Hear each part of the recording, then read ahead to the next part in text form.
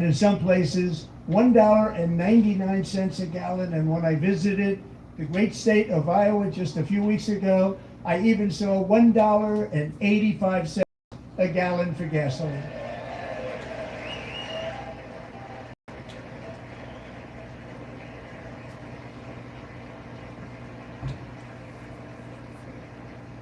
Mortgage rates are the lowest in 4 years and falling fast, and the annual cost of a typical new mortgage is down almost $5,000 just since I took office. 1 year.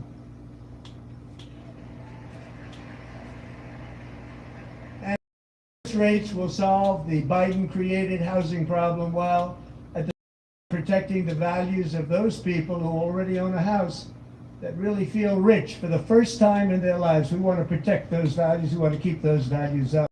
Do both.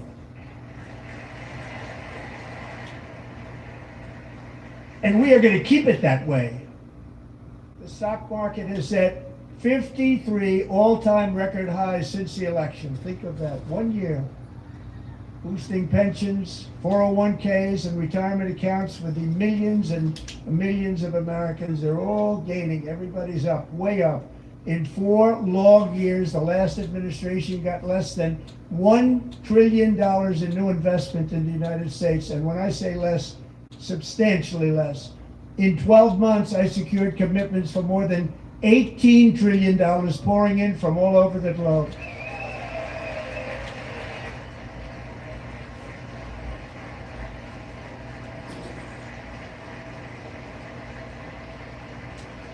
Think of it, much less than $1 trillion for 4 years versus much more than $18 trillion for 1 year. What a difference a president makes. A short time ago, we were a dead country. Now we are the hottest country anywhere in the world, the hottest.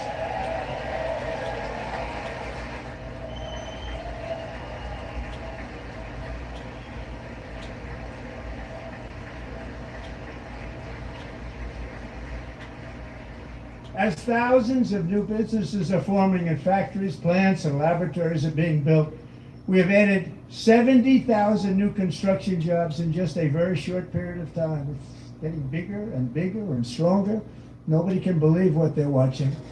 American oil production is up by more than 600,000 barrels a day, and we just received from our new friend and partner, Venezuela, more than 80 million barrels of oil. Big oil. That's oil, man. Was it more? Yeah, I'm watching. American natural gas production is at an all-time high because I kept my promise to drill, baby, drill. Baby drills. Drill baby drills.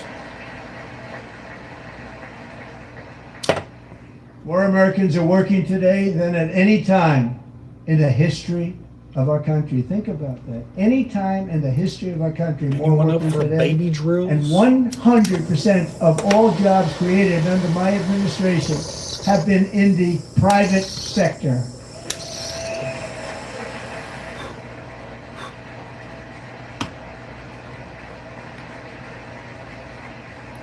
Private. We ended DEI in America. Did we?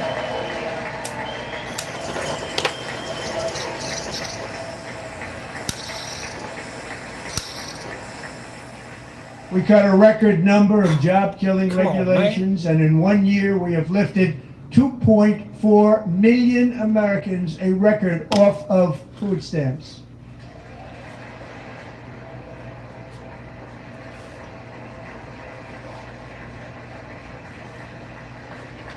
And for all of these reasons, I say tonight, members of Congress, the state of our union is strong.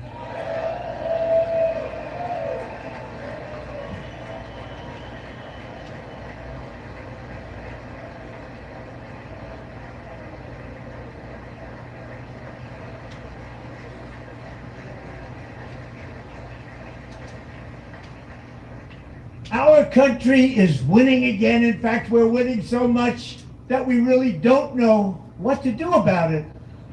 People are asking me, please, please, please, Mr. President, we're winning too much. We can't take it anymore. We're not used to winning in our country.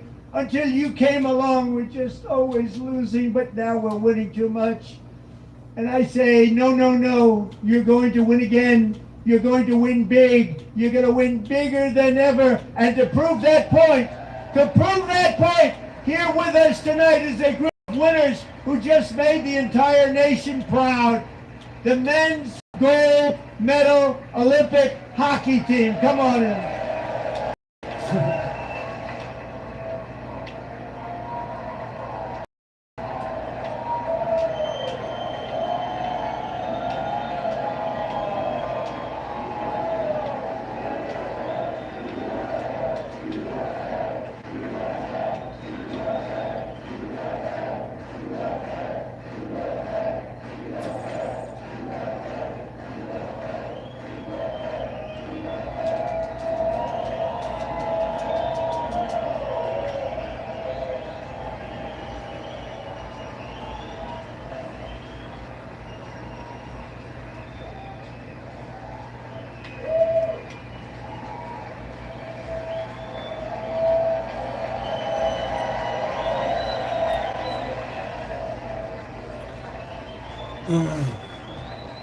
Hockey team on D's nuts, kid.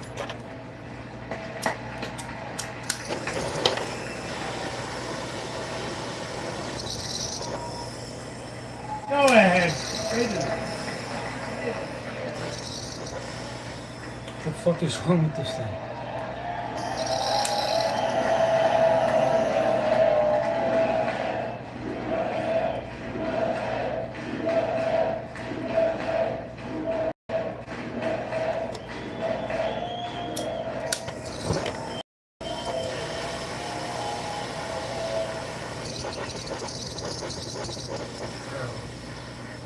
That's the first time I've ever seen them get up. And actually, not all of them did get up. But they beat a fantastic Canadian team in overtime, as everybody saw, as did the American women who will soon be coming to the White House. Oh.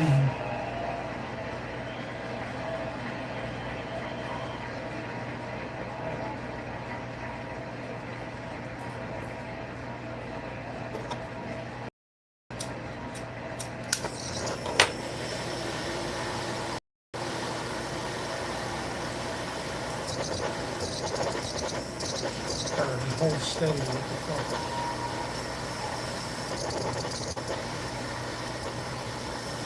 Yeah, we're in the Oval Office before, and I just want to say a second very big congratulations to Team USA. I have to say that, and I told them this, and we took a vote of the team. I said, anybody votes no, I'm not doing it.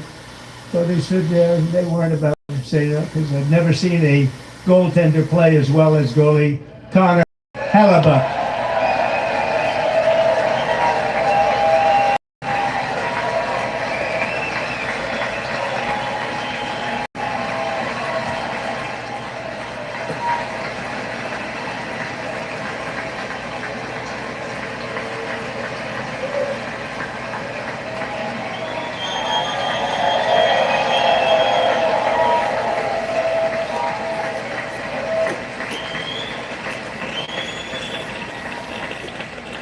Think of it, 46 shots on goal, and I asked him, the one shot, the one where you put your stick in the back and it hit the neck of your stick and bounced off. You practiced that, or was that unlucky? He refused to answer that question.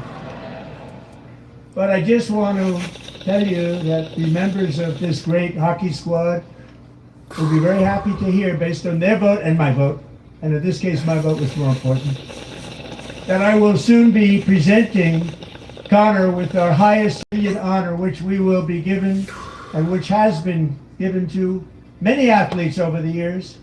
But when I say many, not too many, like 12, it's called the highest civilian honor in our country, the Presidential Medal of Freedom.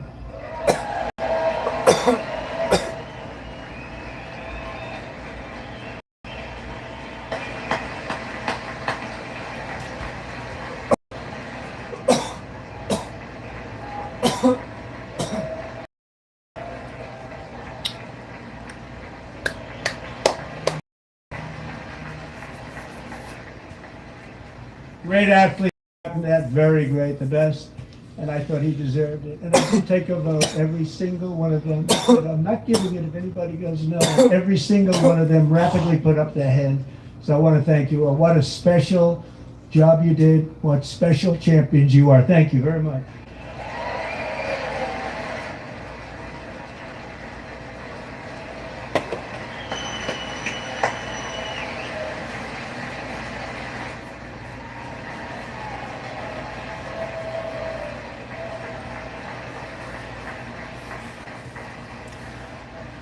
I'm also pleased to say that the next time the Olympic torch is lit, it will be here in America for the 2028 Olympics, and it's the summer version right in Los Angeles. We're going to do a good job in Los Angeles.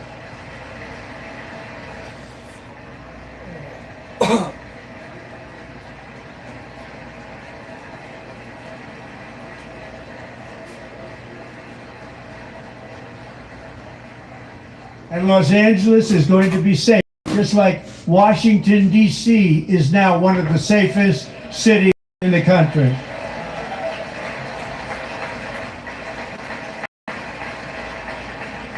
And this year, and I must say I got him in the first term, and I was disappointed because I didn't think I'd be the president when this happened. But strange things took place.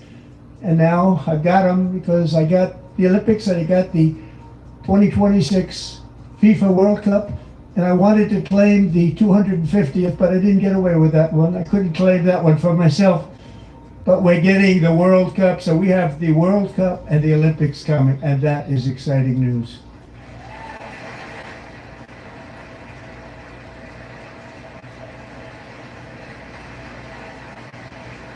So this will be a year to celebrate our country and the heroes who have kept it free.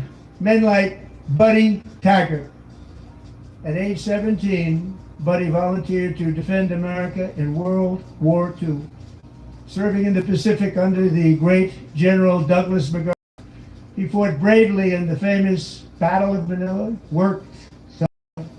He was badly wounded and almost killed by enemy machine guns in Luzon. And 81 years ago this month, he liberated the largest internment camp in the Philippines, one of the largest anywhere in the world. But he earned many honors, including a Purple Heart and a Bronze Star from home, started a family, and tonight he is in the gallery looking forward to June 4th, 2026, his 100th birthday.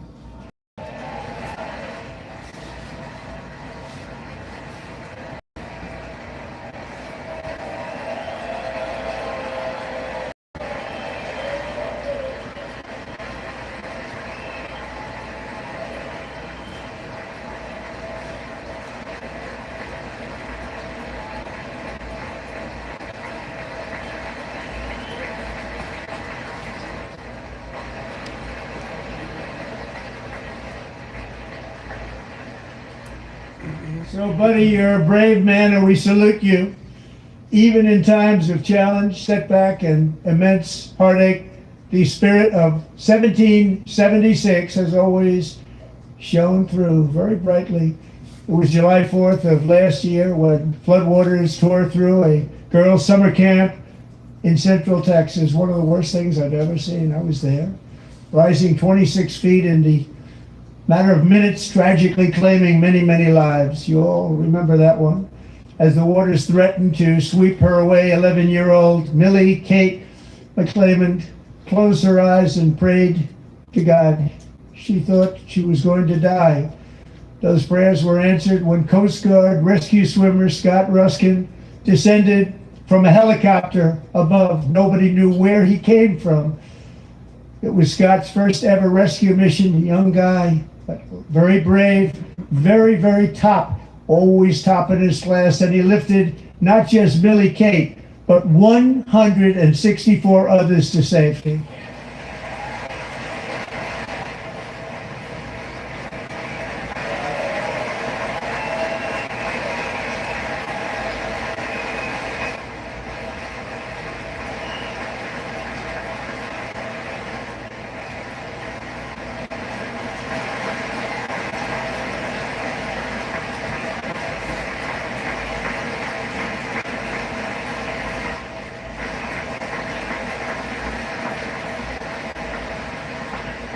People watched Scott from a distance, and they couldn't believe what they were seeing. The winds were blowing, the rain was pouring, everything was going, and that rapid water, nobody's ever seen anything like it. They said, wow, that's something.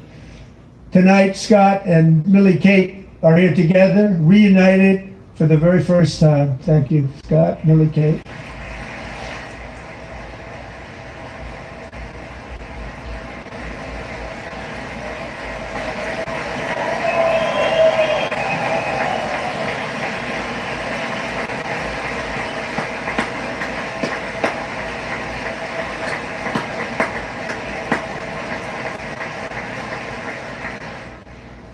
And Petty Officer Ruskin, I'm pleased to inform you that I am now awarding you the Legion of Merit for extraordinary heroism, which is what it was, extraordinary heroism. Thank you.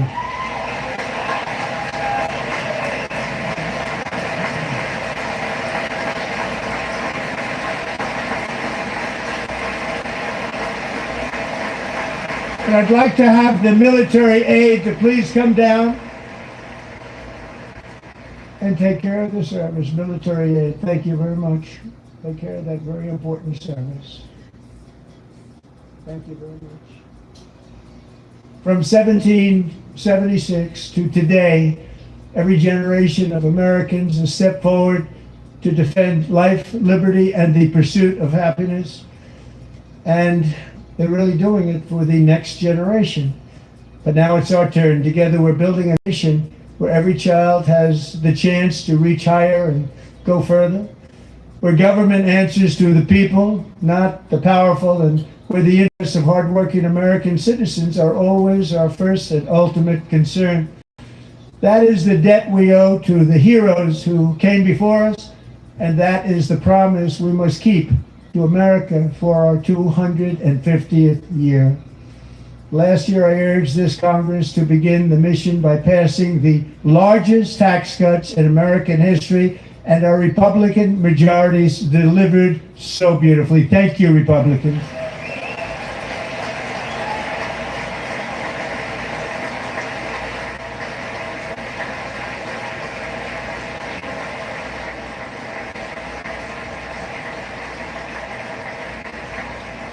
All Democrats, every single one of them, voted against these really important and very necessary massive tax cuts.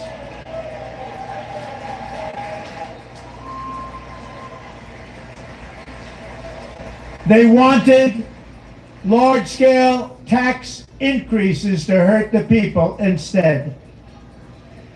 But we held strong, and with the great, big, beautiful bill, we gave you no tax on tips, no tax on overtime, and no tax on Social Security for seniors.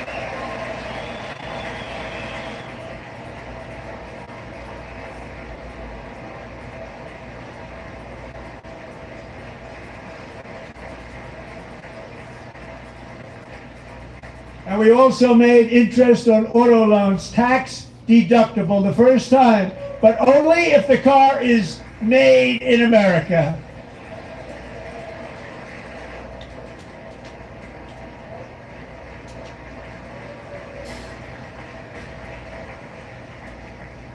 Recently in Pennsylvania, I met Megan Hemhauser, a devoted mom who's homeschools her children, beautiful, 2 children, during the day while waiting tables at night as her husband works overtime operating very heavy equipment. Megan is here this evening, and she's happy to tell you that she is so much richer because with no tax on tips, no tax on overtime, and our expanded child tax credit done again by Republicans, Megan and her husband will take home more than $5,000 extra just for the year, cutting her tax bill in more than half.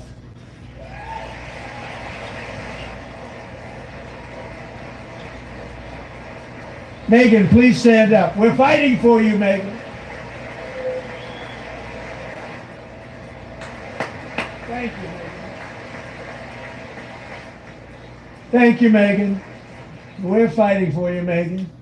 Under our bill, parents like Megan can also activate their children's brand new Trump accounts. And I didn't name it. I did not name that.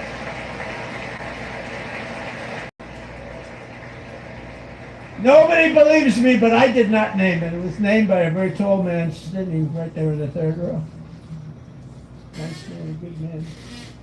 Tax-free investment accounts for every American child. This is something that's so special and has taken off and gone through the roof.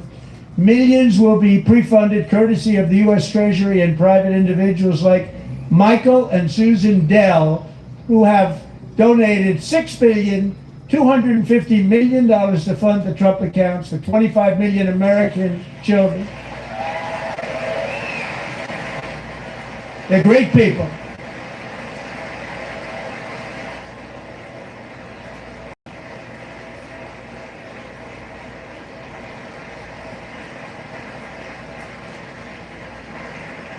When I asked Michael Dell, how do you make all that money? He said, well, I just sat on my dorm in school and I made computers and I'd sell them to people. And I just kept selling and selling and selling. And pretty amazing story. That's called the American dream. He sold a lot of computers, a lot of those laptops. So I congratulate him on that. But I really thank him and Susan, as well as others like Brad Gerstner, a very tremendous guy. He was behind it right from the beginning. Brad Gerstner. Thank you, Brad.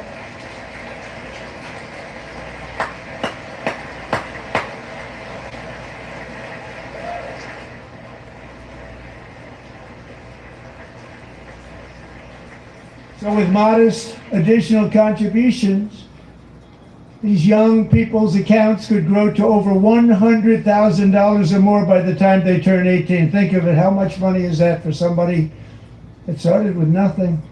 Over 100,000, could be much more than that. To make this investment in our children's future, go to trumpaccounts.gov, trumpaccounts.gov. And a lot of people are doing it. It's setting every record in the book. It's popular.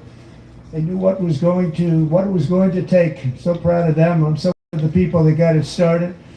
Now it's just taken off. One of the primary reasons for our country's stunning economic turnaround, the biggest in history, where the Dow Jones broke 50,000 4 years ahead of schedule, and the S&P hit 7,000, where it wasn't supposed to do it for many years, were tariffs. I used these tariffs, took in hundreds of billions of dollars to make great deals for our country, both economically and on a national security basis.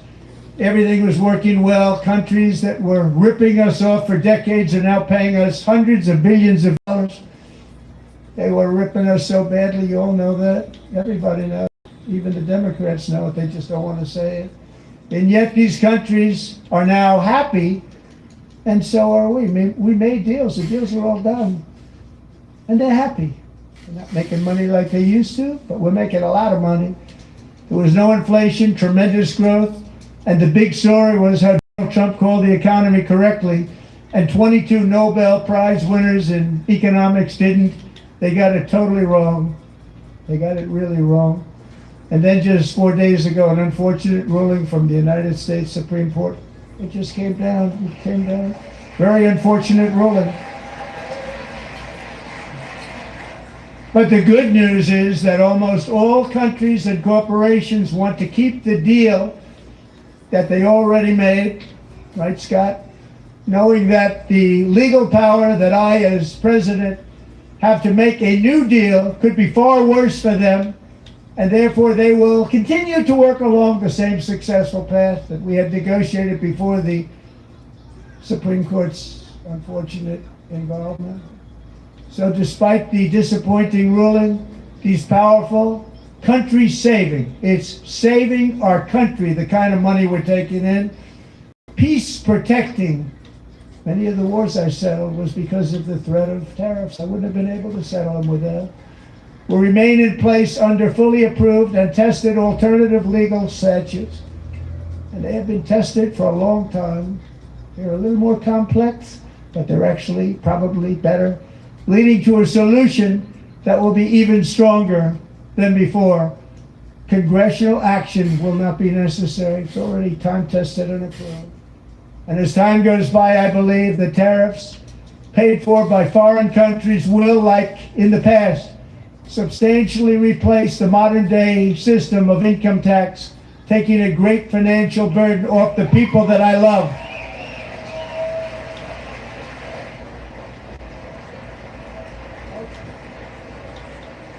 Right?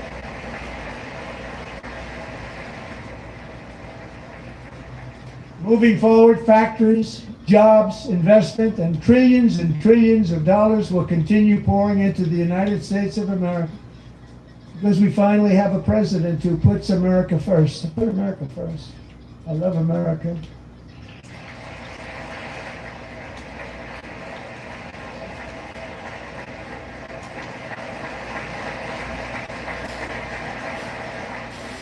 For decades before I came along, we had the exact opposite. From trade to healthcare, from energy to immigration, everything was stolen and rigged in order to drain the wealth out of the productive, hardworking people who make our country great, who make our country run. Under Biden and his corrupt partners in Congress and beyond, it reached a breaking point with the Green New scam, open borders for everyone. They poured in by the millions and millions from prisons, from mental institutions. They were murderers, 11,888 murders. They came into our country. You allowed that to happen.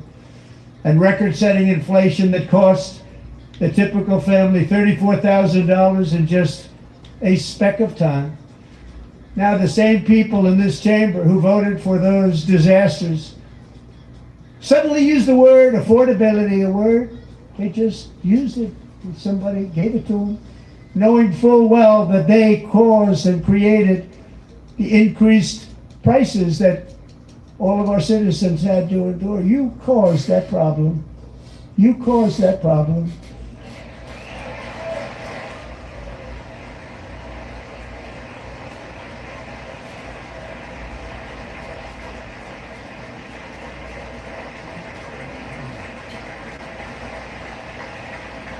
They knew their statements were a lie. They knew it. They knew their statements were a dirty, rotten lie. Their policies created the high prices. Our policies are rapidly ending them. We are doing really well. Those prices are plummeting downward.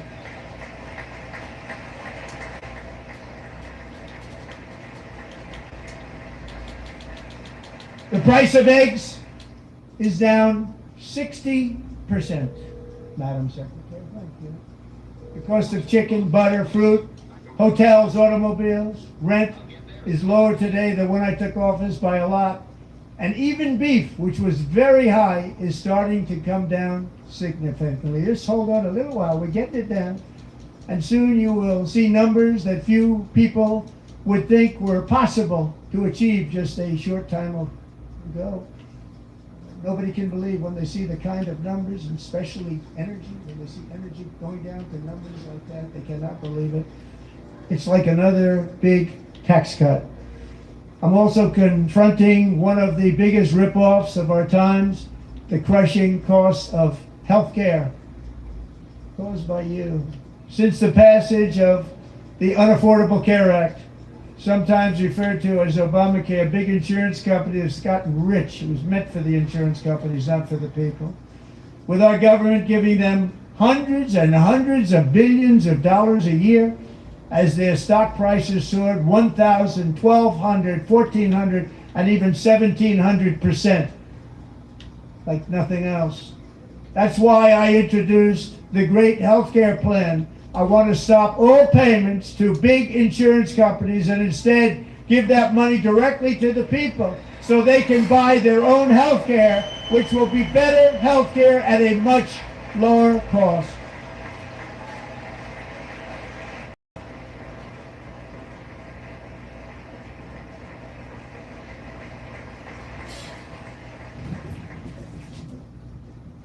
In addition, my plan requires maximum price transparency. That's a big deal. Sounds so simple, so big. And I did that in my first term, and the Democrats immediately terminated it with full knowledge that they were doing a very bad thing for the people. Costs are going to go way up, and that's what happened. And now I'm bringing them way down on healthcare and everything else. I'm also ending the wildly inflated cost of prescription drugs like has never happened before.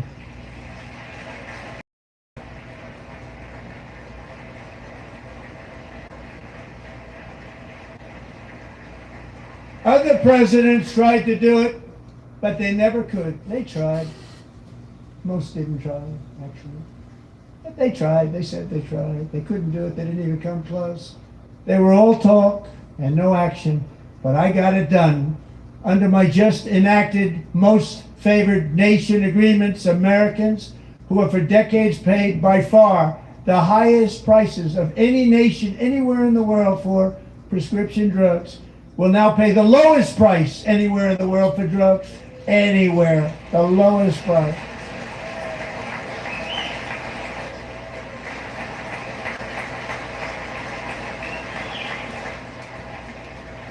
So in my first year, second term, should be my third term, but strange things happen. I took prescription drugs, a very big part of healthcare, from the highest price in the entire world to the lowest. That's a big achievement. The result is price differences of 300, 400, 500, 600% and more. All available right now at a new website called TrumpRx.gov. And I didn't name that one either, by the way.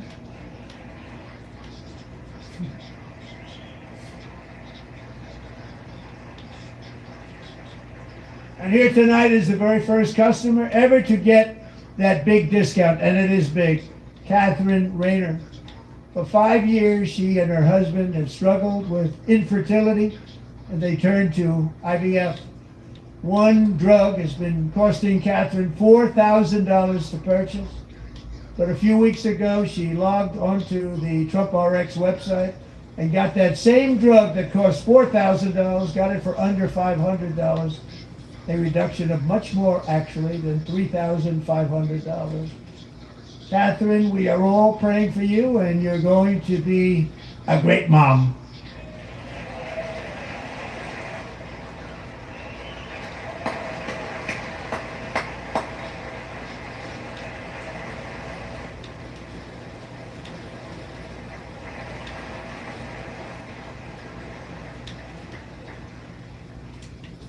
So now I'm calling on Congress to codify my most favored nation program into law. Now, the one thing, I'm not sure it matters because it's going to be very hard for somebody that comes along after me to say, let's raise drug prices by 700 or 800%.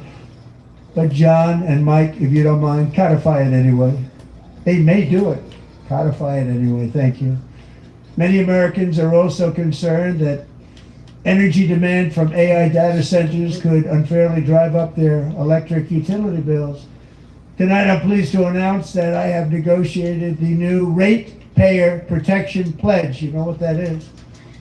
We're telling the major tech companies that they have the obligation to provide for their own power needs. They can build their own power plants as part of their factory so that no one's prices will go up. And in many cases, prices of electricity will go down for the community, and very substantially down. This is a unique strategy never used in this country before. We have an old grid. It could never handle the kind of numbers, the amount of electricity that's needed. So I'm telling them they can build their own plant. They're going to produce their own electricity. It will ensure the company's ability to get electricity while at the same time lowering prices of electricity for you, and could be very substantial for all of you cities and towns. You're going to see some good things happen over the next number of years. Another pillar of the American dream that has been under attack is home ownership. With us tonight is Rachel Wiggins, a mom of two from Houston. She placed bids on 20 homes and lost all of those bids to gigantic investment firms that bypassed inspection, paid all cash, and turned those houses into rentals, stealing away her American dream. She was devastated. Stories like this are why last month I signed executive order to ban large Wall Street investment firms from buying up in the thousands single-family homes.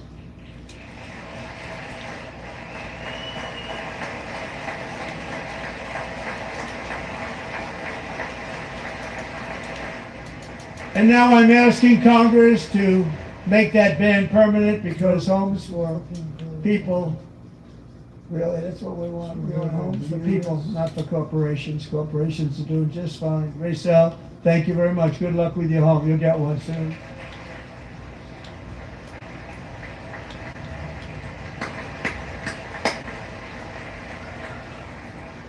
We're also working to make it easier for Americans to save for retirement. And under this administration, we will always protect Social Security and Medicare. They are not protecting it for our seniors. We will always protect Social Security, Medicare, Medicaid.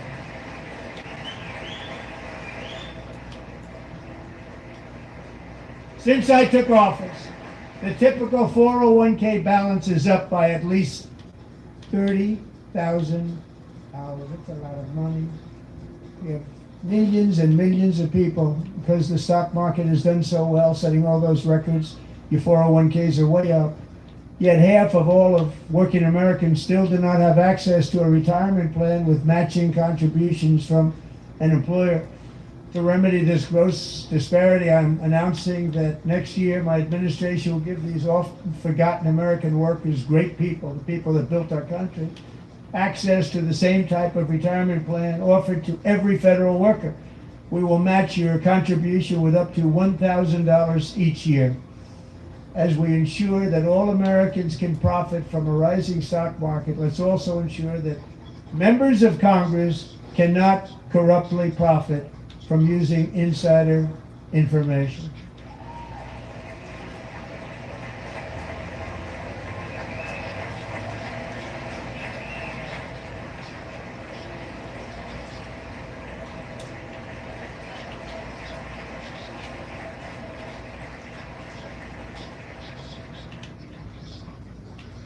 They stood up for that. I can't believe it.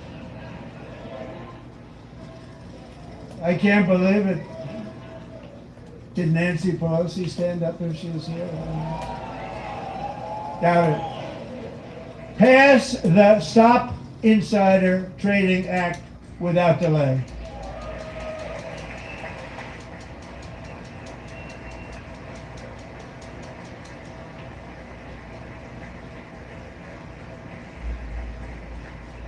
I wasn't sure if anybody even on this side was going to applaud for that. I'm very impressed. Thank you. I'm very impressed. But when it comes to the corruption that is plundering, it's plundering America. There's been no more stunning example than Minnesota, where members of the Somali community have pillaged an estimated $19 billion from the American taxpayer. Oh, we have all the information. And in actuality, the number is much higher than that. And California, Massachusetts, Maine, and many other states are even worse. This is the kind of corruption that shreds the fabric of a nation, and we are working on it like you wouldn't believe.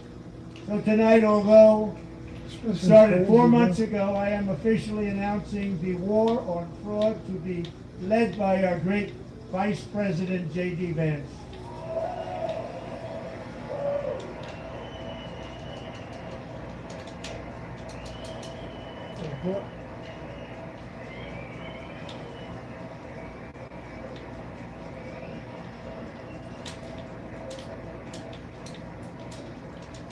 He'll get it done.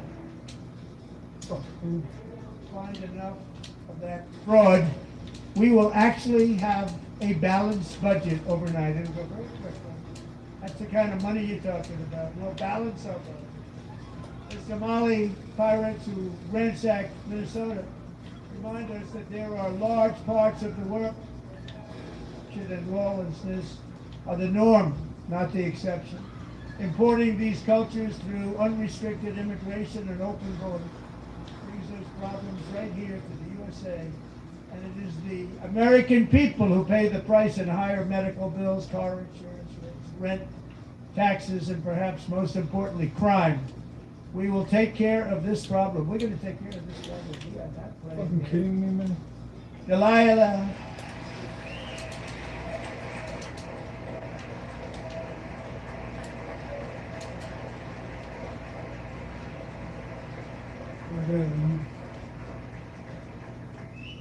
Jesus. Delilah Colton was only 5 years old in June 2024 when a 18-wheel tractor trailer plowed into her stopped car traveling at 60 miles an hour or more. The driver was an illegal alien let in by Joe Biden and given a commercial driver's license by open borders politicians in California. Doctors said Delilah would never be able to walk or talk, have a good life. She wouldn't even be able to eat again. But against all odds, she is now in the first grade learning to walk. And she's here this evening with her dad, Marcus, a fantastic man. Delilah, please, you are a great inspiration. Please stand up. Great.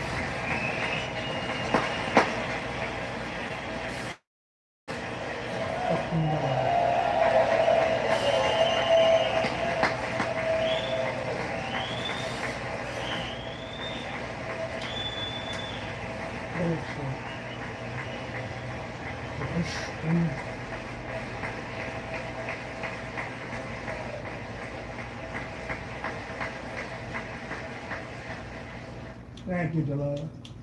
Many, if not most, illegal aliens do not speak English and cannot read even the most basic road signs as to direction, speed, danger, or location.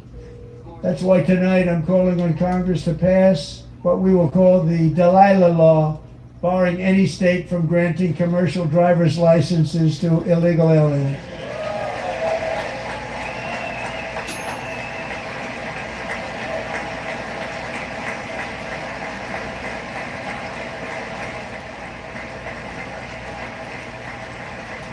And yesterday, as you probably saw at the White House, I hosted a ceremony with Americans who lost their treasured loved ones to the scourge of illegal immigration. People came into our country, how we allowed this to happen with our open borders. These are the angel moms and families that for decades our government betrayed and our media totally ignored. It was terrible. Hard to believe, actually. In 2023, a 16-year-old high school cheerleader named Elizabeth Medina was supposed to perform in her town's Christmas parade, but she never arrived. Her mother, Jacqueline, went home to look for her, but she found her lying dead in a bathtub, bleeding profusely after being stabbed 25 times. Elizabeth's killer was a previously arrested illegal alien who had broken in and brutally extinguished the brightest light in her family's life, violently and viciously. Her heartbroken mother is in the gallery to remind everyone in this chamber exactly why we are deporting illegal alien criminals to our country at record numbers, and we're getting them the hell out of here fast. We don't want them.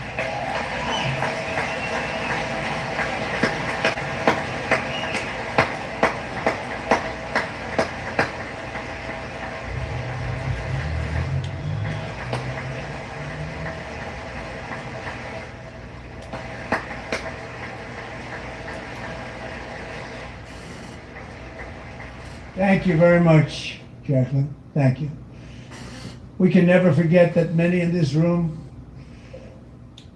not only allowed the border invasion to happen before I got involved, but indeed they would do it all over again if they ever had the chance. If they ever got elected, they would open up those borders to some of the worst criminals anywhere in the world. The only thing standing between Americans and a wide open border right now is President Donald J. Trump and our great Republican patriots in Congress. Thank you. Thank you.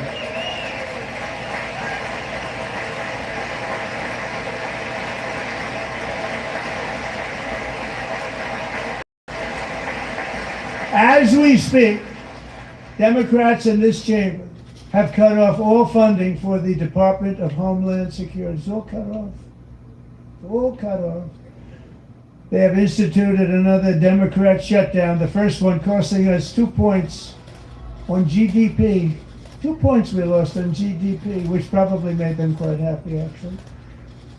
Now they have closed the agency responsible for protecting Americans from terrorists and murderers. Tonight I'm demanding the full and immediate restoration of all funding for the border security, homeland security of the United States, and also for helping people clean up their snow. We have no money because of the Democrats, and it would be nice. We'd love to give you a hand at cleaning it up, but you give no money. Nobody's getting paid. It's a shame. So you have to think about it. We have, in case you didn't know, pretty large snowstorm out there. One of the great things about the State of the Union is how it gives Americans the chance to see clearly what their representatives really believe. So tonight I'm inviting every legislator to join with my administration in reaffirming a fundamental principle. If you agree with this statement, then stand up and show your support. The first duty of the American government is to protect American citizens, not illegal aliens.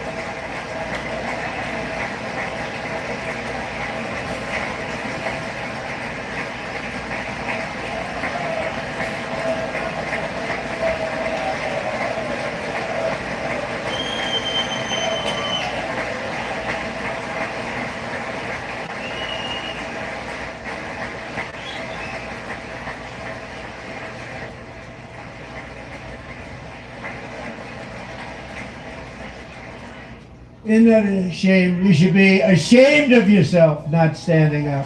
You should be ashamed of yourself.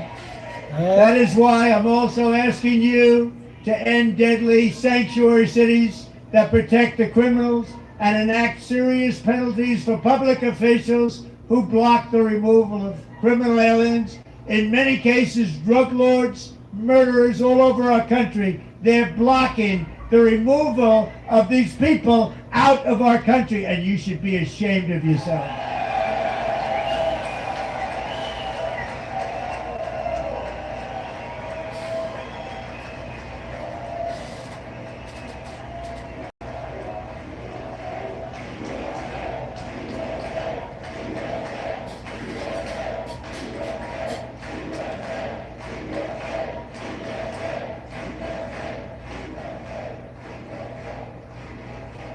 And perhaps most importantly, I'm asking you to approve the Save America Act.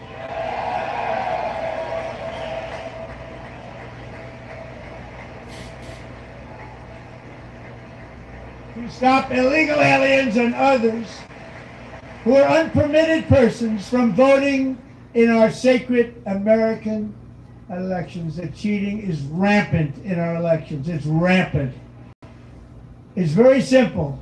All voters must show voter ID.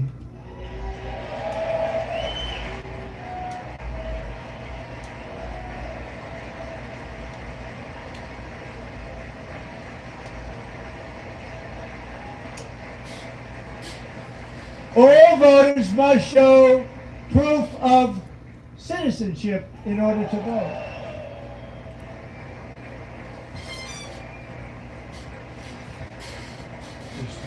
And no more crooked mail-in ballots except for illness, disability, military, or travel.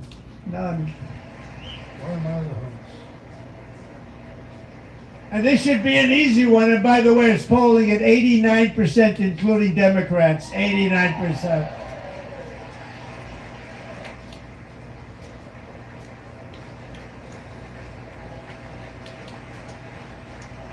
And even the new communist mayor of New York, I think he's a nice guy, actually. Speak to him a lot. They had policy, but this guy just said they want people to shovel snow. They got hit hard. Wants them to shovel snow, but if you apply for that job, you need to show 2 original forms of ID and a social security card. Yet they don't want identification for the greatest privilege of them all, voting in America. No, it's no good. No good. Both Republicans and Democrats overwhelmingly agree on the policy that we just enunciated. And Congress should unite and enact this common sense, country-saving legislation right now, and it should be before anything else happens.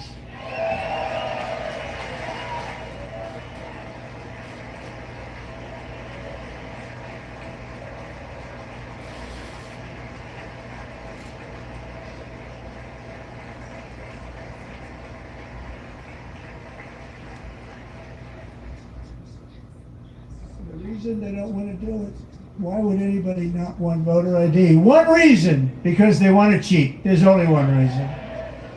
They make up all excuses. They say it's racist. They come up with things you almost say, what imagination they have. They want to cheat. They have cheated, and their policy is so bad that the only way they can get elected is to cheat. And we're going to stop it. We have to stop it, John.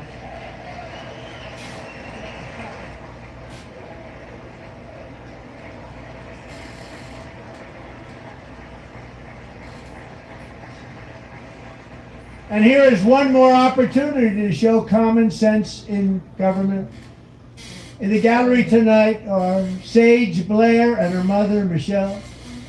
In 2021, Sage was 14 when school officials in Virginia sought to socially transition her to a new gender, treating her as a boy and hiding it from her parents. Hard to believe, isn't it? Before long, a confused Sage ran away from home after she was found in a horrific situation in Maryland. A left-wing judge refused to return Sage to her parents because they did not immediately state that their daughter was their son. Sage was thrown into an all-boys state home and suffered terribly for a long time. But today, all of that is behind them because Sage is a proud and wonderful young woman with a full ride scholarship to Liberty University. Sage and Michelle, please stand up.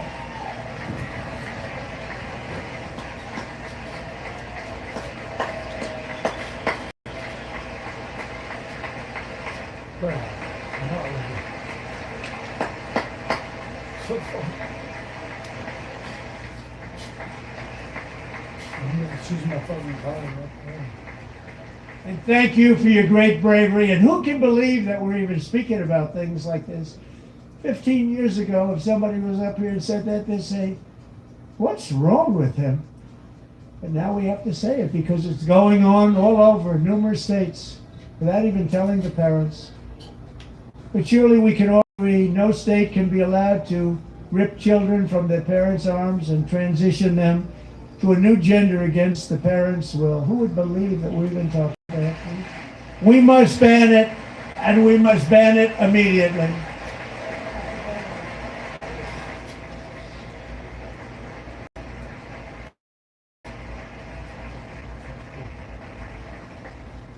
Look, nobody stands up. These people are crazy. I'm telling you, they're crazy.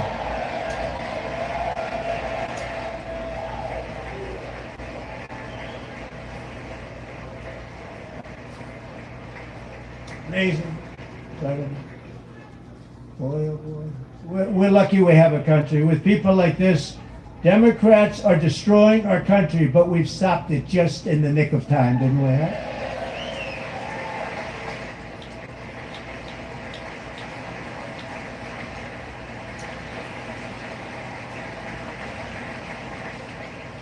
No one cares more about protecting America's youth than our wonderful First Lady. Now a movie star. She's a movie star. Can you believe it? Who would have believed that? Over the past year, she has had an incredible impact championing AI legislation, advancing a landmark executive order on foster care, and helping secure $30 million to launch the Melania Trump Foster Youth to Independence Initiative. It's a tremendous, really a tremendous thing that happened, and had a lot of bipartisan support. She gets much better bipartisan support than I do. I get none, she gets a lot. Someday you're gonna have to tell me how you did that. And students and educators in every state have joined the First Lady's efforts in the presidential AI challenge, keeping America's next generation positioned to succeed and strongly succeed in the future. Tonight we welcome two young people whose lives reflect the First Lady's impact, Sierra Burns and Everest Nevermont. Thank you both, and Melania, thank you. I know how hard you work on it. Thank you, brother.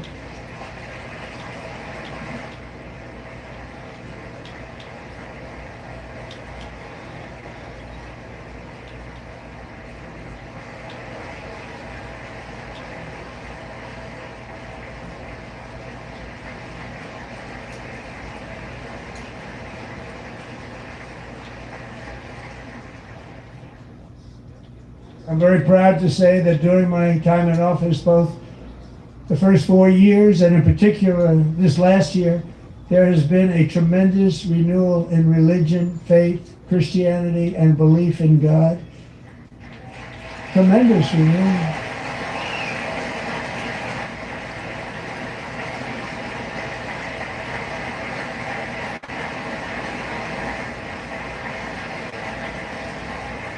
This is especially true among young people, and a big part of that had to do with my great friend, Charlie Kirk. A great guy, great man.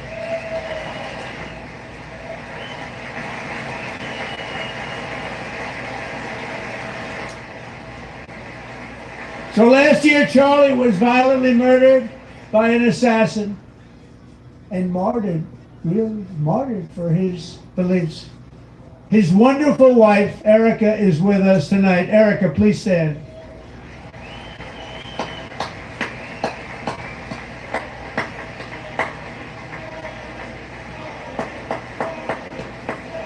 Oh no!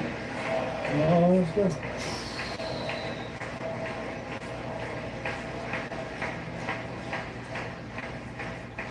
Thank you, Erica. Been through a lot. In Charlie's memory, we must all come together to reaffirm that America is one nation under God, and we must totally reject political violence of any kind.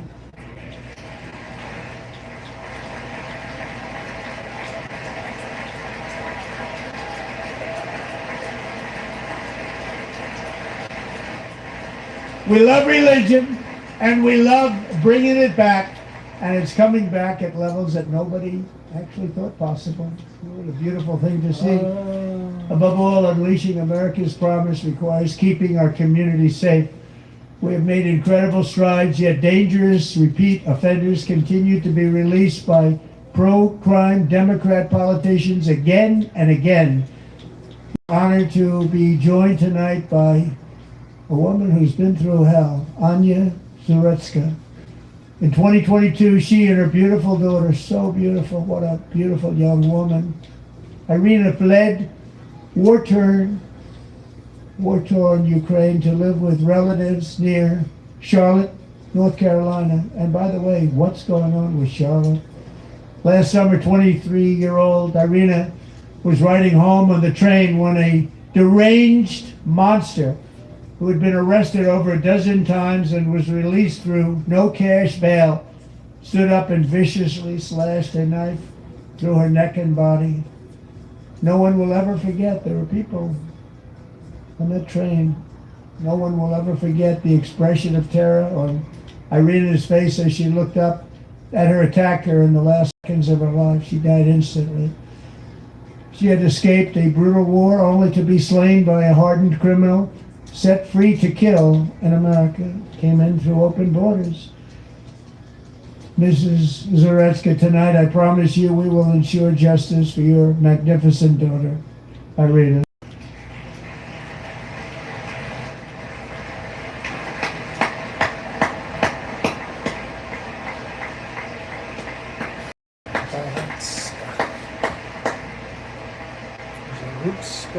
Zaretska.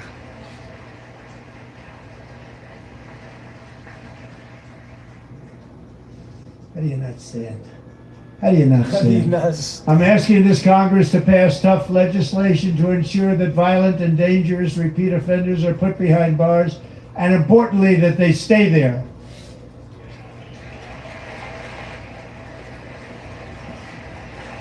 Gotta delete some captures there. 22 kills per week. Starting last summer, I deployed our National Guard and federal law enforcement to restore law and order to our most dangerous cities, including Memphis, Tennessee, big success, New Orleans, Louisiana, big success, and our nation's capital itself, Washington, D.C., where we have almost no crime anymore in Washington, D.C. How did that happen?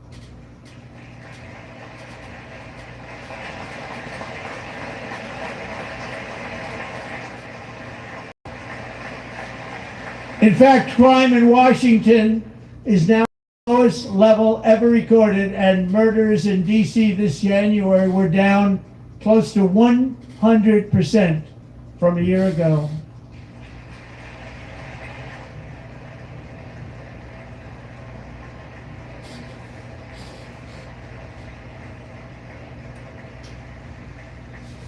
They don't like to hear that. One of the sick people, one of the brave service members who helped achieve this stunning turnaround was 20-year-old West Virginia Army National Guard Specialist Sarah Beckstrom.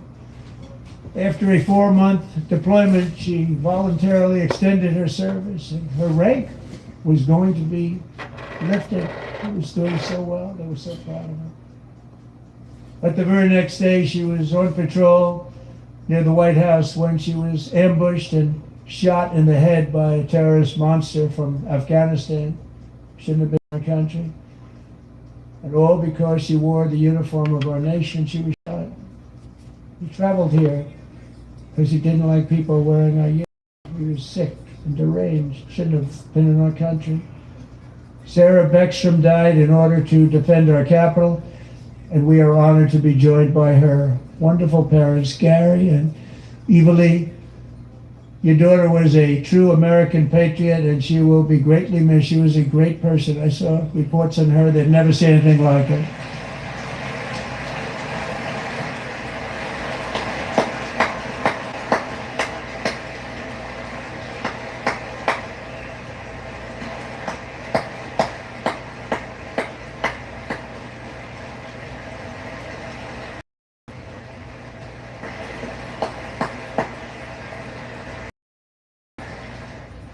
So sorry. Thank you very much. A great young lady. I saw reports that were like, perfect. She was perfect. Serving alongside Sarah that day was Staff Sergeant Andrew Wolf. The terrorist shot Andrew in the head, and no one thought he could possibly make it. The two of them, Sarah and Andrew, both shot violently in the head. Neither was expected to make it. They weren't even given a chance, except his wonderful mother, named Melody, who I spoke to the same night. And she was so positive. The doctors thought that Andrew was gone. But his mother said, no, Mr. President, Andrew will be fine. He's going to make it. I've never seen anything like it. I mean, he was given almost no chance. She said, I have no doubt, sir, he's going to be okay. This was a conversation that I had with her that night, with her son laying helplessly in bed, blood all over. What's up? Everybody is praying, she said, sir, he will be okay. The doctors didn't understand what she was saying, and after looking at the results of the damage done, neither did I. She was so strong and conclusive that even Andrew's great father felt she didn't really understand the gravity of the situation. But she turned out to be right. Right, Melanie? She turned out to be right.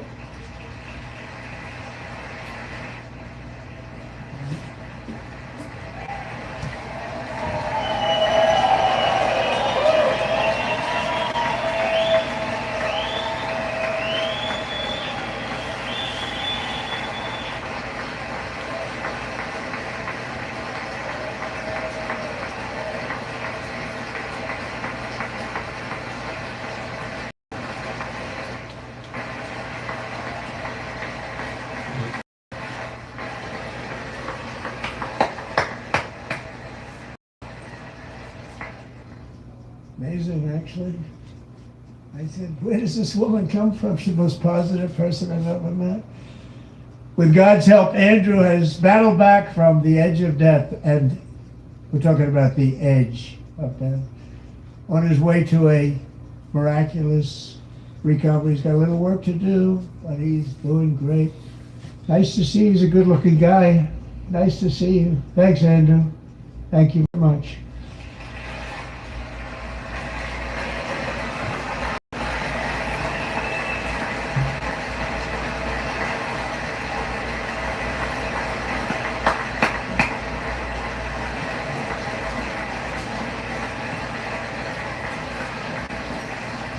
So Andrew, while you're up, now I'm going to ask a highly respected General James Seward to present Staff Sergeant Andrew Wolf and the great family of Sarah Beckstrom with the award created by our late great President George Washington himself. It's called the Purple Heart.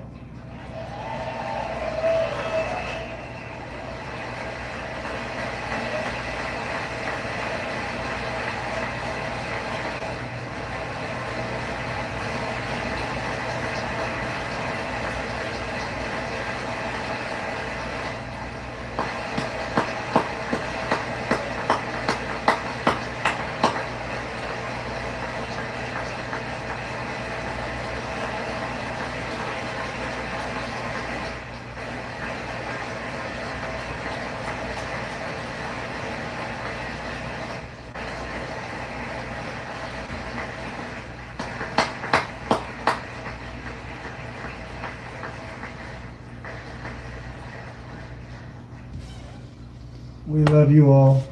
Love you. We're proudly restoring safety for Americans at home, and we are also restoring security for Americans abroad.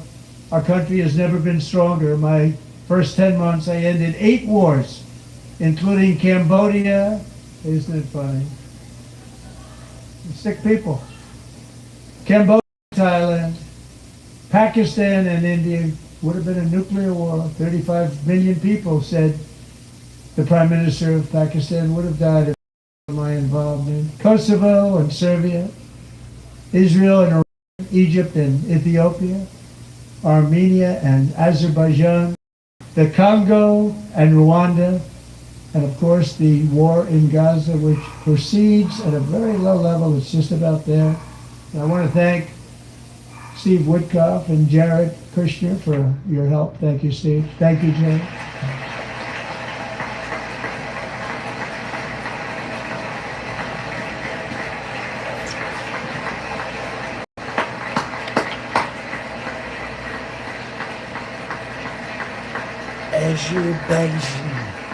And I also want to thank the Mayor Report to Secretary of State Marco Rubio. Thank you, Marco.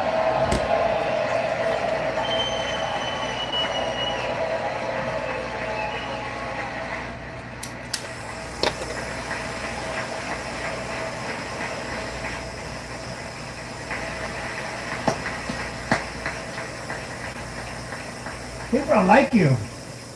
You know, Marco got 100% of the votes when he was in confirmation. I think our next one was about 54%. And some of the Democrats are now saying, I can't believe we approved that guy. And he said it's an honor that they feel that way, right, Marco? You have done a great job, great Secretary of State. I think he'll go down as the best ever.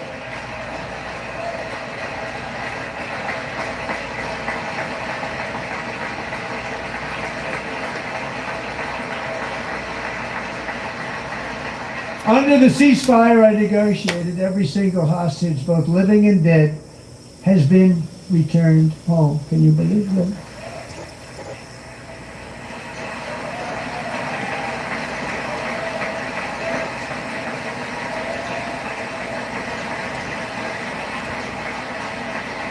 Nobody thought it was possible. Nobody thought that was possible. Both living and dead. And those parents who had a dead son, their boy, they'd always tell me their boy, they wanted him as much as though he were living. It was an amazing period of time. We came back, and when we got all of the living hostages back, and many, many before them, but I always said those last 20 are going to be very tough, but we got many, many more, hundreds. But I said those last 20 are going to be tough. We got them back. But we only got back 14 or 15 of the dead of the 28. And believe it or not, Hamas worked along with Israel, and they dug, and they dug, and they dug. It's a tough thing to do. Going through bodies all over, passing up 100 bodies sometimes for each one that they found. Tough job. And they finally got it back to 27. And then Steve and Jared, they got it back to 28. They found all 28. Nobody thought that was possible, but we did it. And I remember the family of the 28. They were so grieved, but they were so happy as it's possible to be. They had their boy back. The mother said, "Sir, we have our boy back." What a period of time that was, but we got them all back. So thank you both very much. Great job.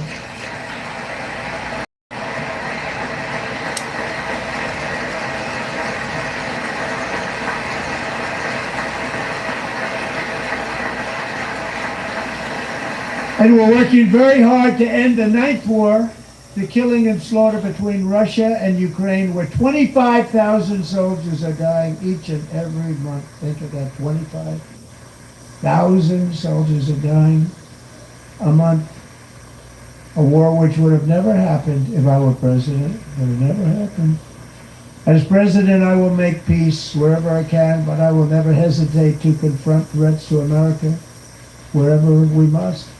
That's why in a breakthrough operation last June, the United States military obliterated Iran's nuclear weapons with an attack on Iranian soil known as Operation Midnight Hammer.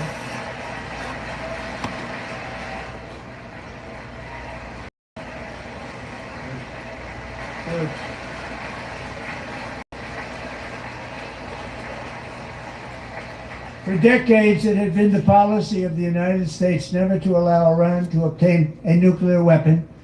Many decades.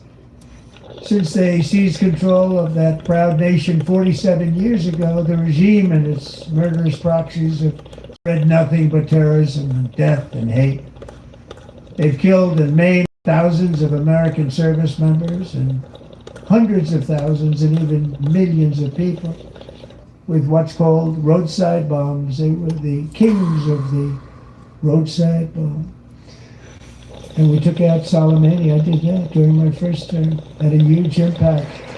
He was the father of the roadside bomb.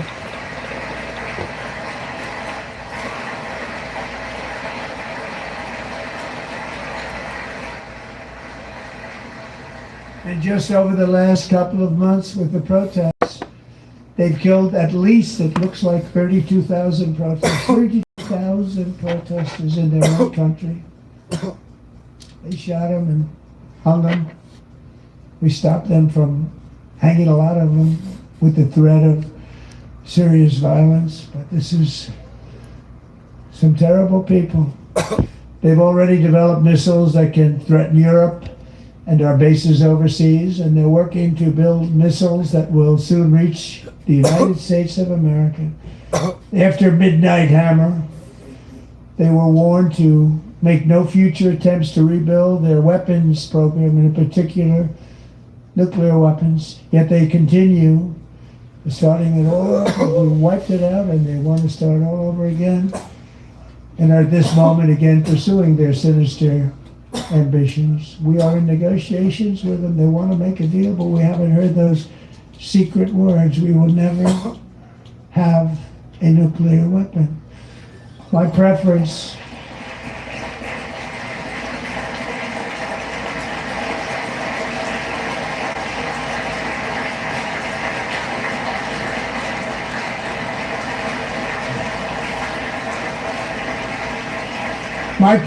is to solve this problem through diplomacy. But one thing is certain, I will never allow the world's #1 sponsor of terror, which they are by far, to have a nuclear weapon. Can't let that happen.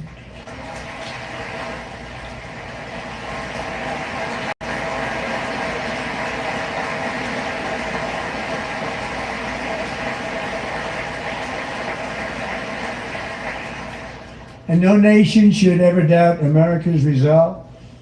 We have the most powerful military on earth. I rebuilt the military in my first term.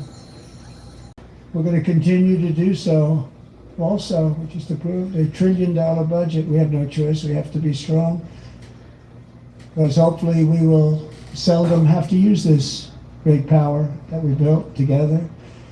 It's really called peace through strength, and it's been very, very effective.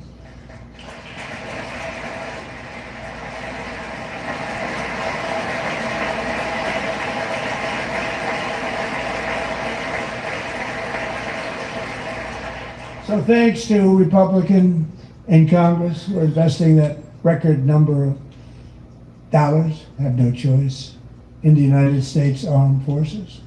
Also creating a lot of jobs, but we're not even doing it for that reason. Because as I said, we have more jobs, more people working today than ever before in the history of our country. And NATO countries, our friends and allies, they're our friends and they're our allies, have just agreed at my very strong request to pay 5% of GDP for military defense rather than the 2%, which they weren't paying. We were paying for almost all of that. Now they're paying 5 as opposed to not paying 2.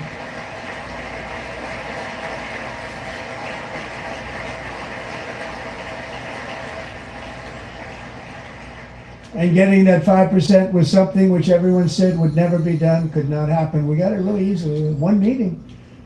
And big difference between 2% that's not paid. We were paying, afraid of many of them, very few were paid up. Now 5% then they're paid. And everything we send over to Ukraine is sent through NATO and they pay us in full. They pay us totally in full. Every branch of our armed forces is setting records for recruitment. This is so exciting. And every service member recently,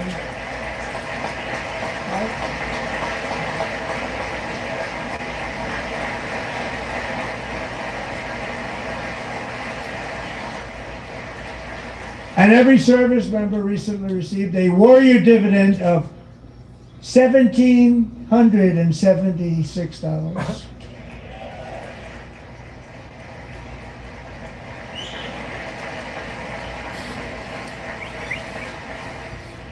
You know, they put it on my desk. We got the money from tariffs and other things, a lot of money. We have much more money than people understand. Have to rebuild that program a little bit, but it won't take long. But we got the money, and it was $1,775, and they wanted my approval. And I said, "What's the number?" $1,775. I said, "Wait a minute, for one more dollar, we can have $1,776. It's going to."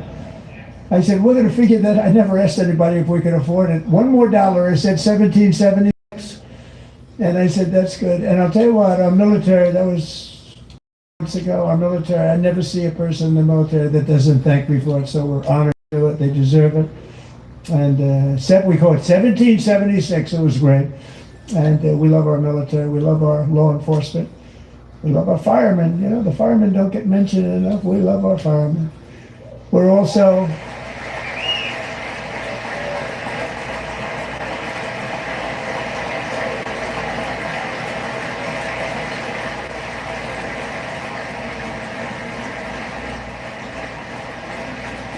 We're also restoring American security and dominance in the Western Hemisphere, acting to secure our national interests and defend our country from violence, drugs, terrorism, and foreign interference. For years, large swaths of territory in our region, including large parts of Mexico, really large parts of Mexico, have been controlled by murderous drug cartels. That's why I designated these cartels as foreign terrorist organizations, and I declared illicit fentanyl as a weapon of mass destruction.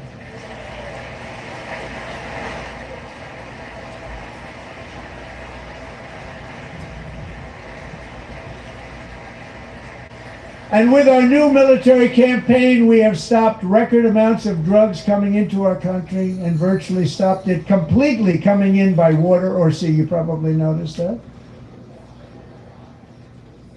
We very seriously damaged their fishing industry also. Nobody wants to go fishing anymore. We've also taken down one of the most sinister cartel kingpins of all. You saw that yesterday. In January,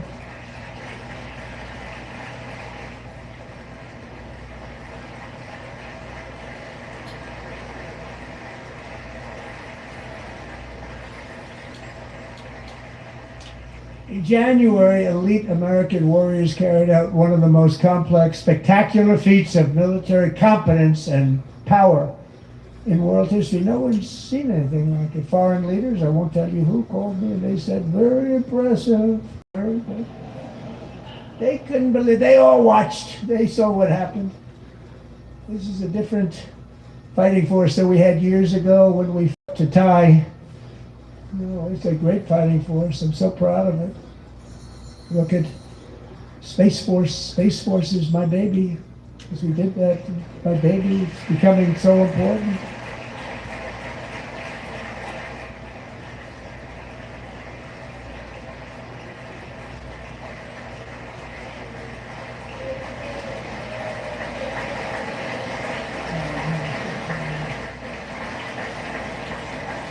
And America's armed forces overwhelmed all defenses and utterly defeated an enemy, good fighters, to end the reign of outlaw dictator Nicolas Maduro and bring him to face American justice.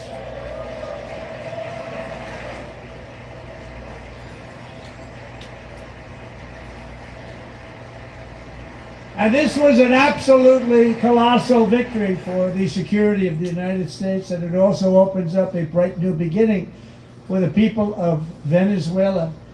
We're working closely with the new president of Venezuela, Delcy Rodriguez, to unleash extraordinary economic gains for both of our countries and to bring new hope to those who have suffered so terribly. They really did suffer. With us tonight is Alejandro Gonzalez. She grew up in a tight-knit Venezuelan family and was especially close to her beloved uncle Enrique. But after Enrique ran for office and opposed Maduro, he was kidnapped by Maduro's security forces and thrown into the regime's really infamous prison in Caracas. Alejandro feared she would never see her uncle again. She feared for her own life also. But since the raid, we have worked with the new leadership, and they have ordered the closure of that vile prison and released hundreds of political prisoners already, with more to come. Alejandro, I'm pleased to inform you that not only has your uncle been released, but he is here tonight. We brought him over to celebrate his freedom with you in person. Enrique, please come down.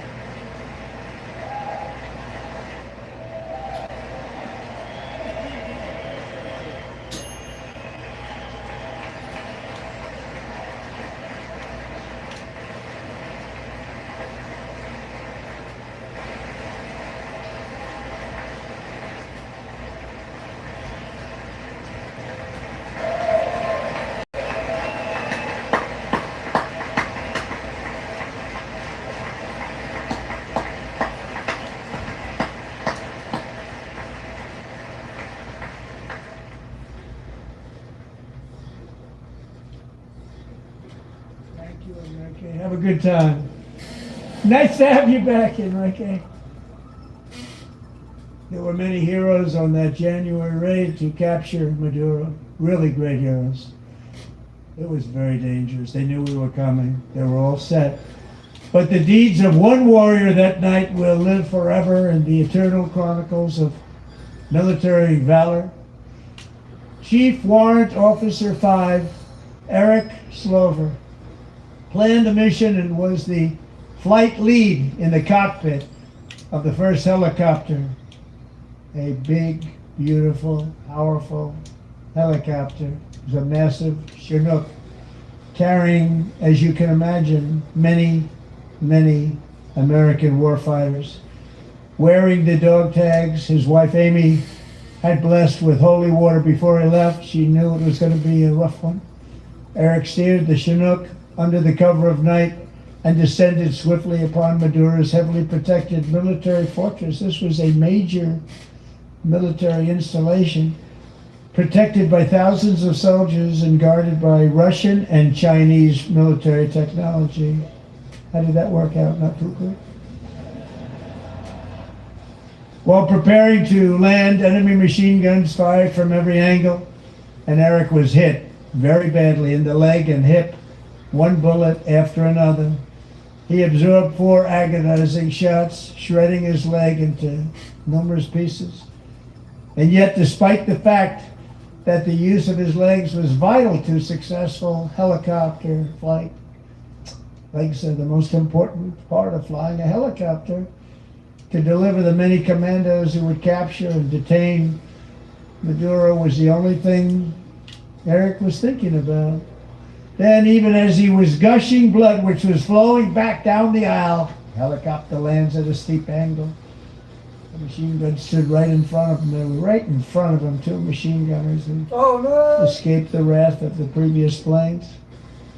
Eric maneuvered his helicopter with all of those lives and souls to face the enemy and let his gunners eliminate the threat. Turned the helicopter around so the gunners could What's up, B. Frank? take care of business, saving the lives of his fellow warriors from what could have been a catastrophic crash deep in enemy territory. Only after safely landing the helicopter with all the warriors aboard in the exact right spot, which was vital to the mission, probably would have happened. Maybe cancel the mission if that didn't happen. Eric told his co-pilot, also wounded but not as gravely, to take over. I'm about ready to pass out.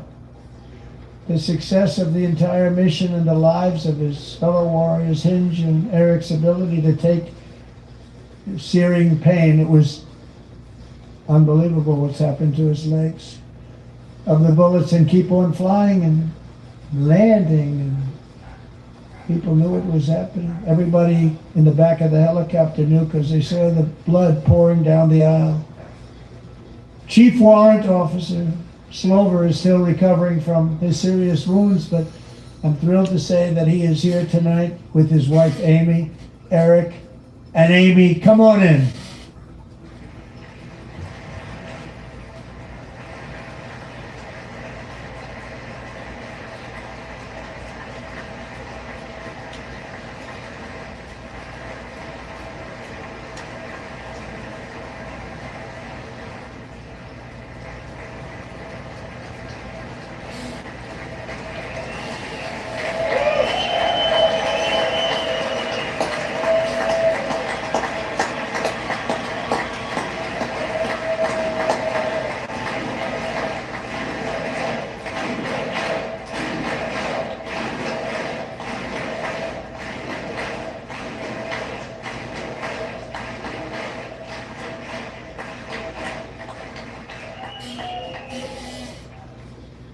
So we have a surprise for Eric and Amy. In recognition of Eric's actions above and beyond the call of duty, I would now like to ask General Jonathan Braga to present Chief Warrant Officer Slover with our nation's highest military award, the Congressional Medal of Honor.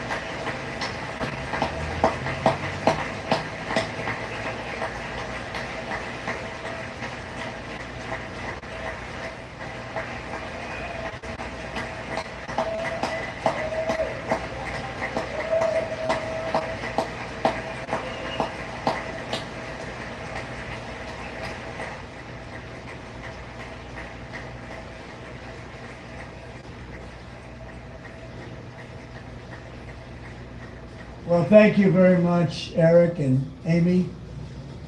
Great to get to know you. I met with them and with a lot of their fellow warriors at Fort Bragg recently. You notice the name Fort Bragg, we have it back, we brought it back. We won the First World War with it, the Second World War with it, and then they decided to change the name. So we changed it back.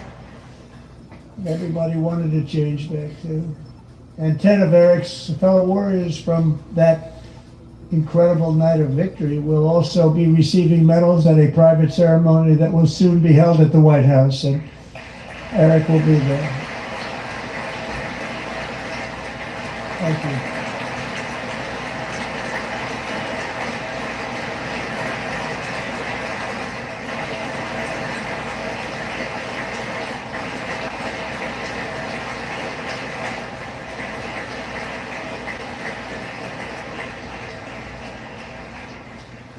Thank you, Eric.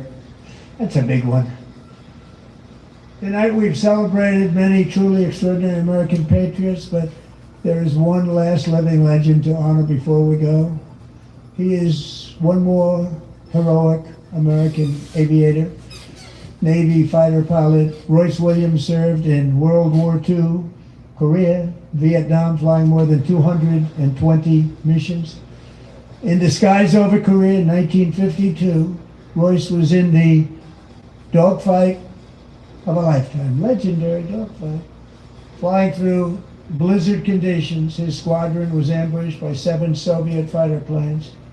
It was his first aerial combat of the war, and despite being massively outnumbered and outgunned, Royce led the takedown of 4 enemy jets and almost destroyed the others, vanquishing his adversaries while taking 263 bullets to his own plane and being seriously hurt. His story was secret for over 50 years. He didn't even want to tell his wife, but the legend grew and grew. But tonight, at 100 years old, this brave Navy captain is finally getting the recognition he deserves. The legend long before this evening. Royce, please stand up, and I will ask the First Lady of the United States to present Captain Royce Williams with his Congressional Medal of Honor.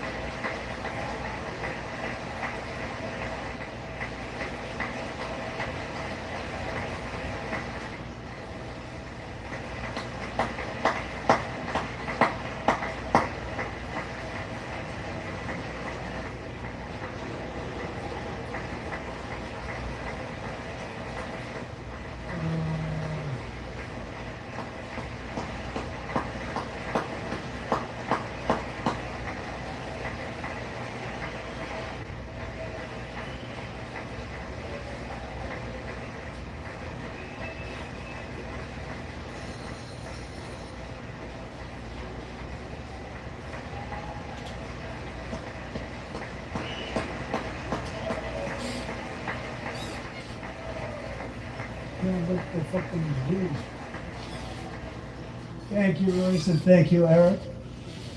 I've always wanted the Congressional Medal of Honor, but I was informed I'm not allowed to give it to myself, and I wouldn't know why I'd be taking it, but if they ever open up that law, I will be there with you someday. But you know, that's our highest honor, Congressional Medal of Honor, and that's a big thing, and it's an honor to be in the same room with you. Thank you both very much, Eric. Thank you.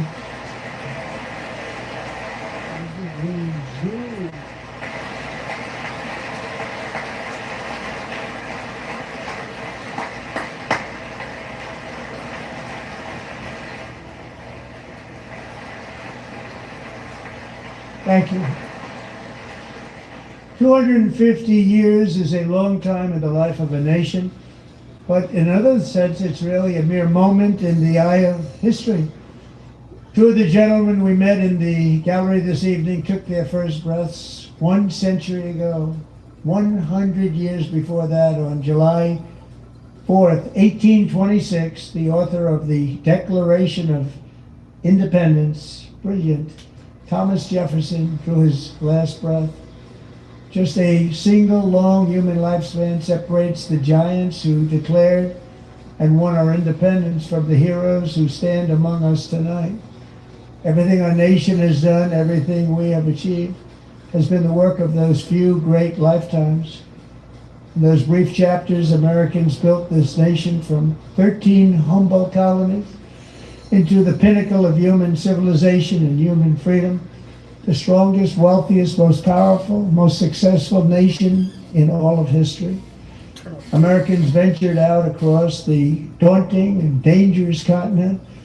We carved paths through an unforgiving wilderness, settled a boundless frontier, and tamed the beautiful but very, very dangerous Wild West. From empty marshes and wide open plains, we raised up the world's greatest cities. Together we mastered the world's mightiest industries, shattered history's monstrous tyrannies, and we liberated millions from the chains of fascism, communism, oppression, and terror.